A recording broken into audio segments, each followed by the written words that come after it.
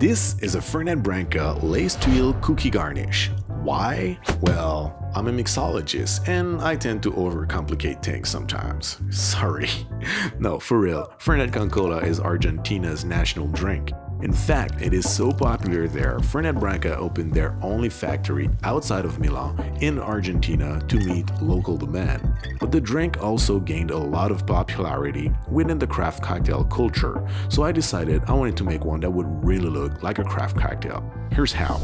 First, you're gonna mix in a bowl 15 grams of flour, 5 grams of sugar, 60 grams of vegetal oil, 45 grams of Coca-Cola, 20 grams of Fernet Branca, 2 ml of vanilla extract, and a pinch of salt. After, with an immersion blender, you're gonna mix at high speed until you get a very slick batter that's gonna look like a crepe batter, something a little bit like this. Then, in a cast iron, you're gonna pour 1 tablespoon at a time right in the middle over medium-high heat, and you're gonna let it cook all the way through. That's gonna take about a minute. So let's just enjoy some cooking ASMR here for a few seconds.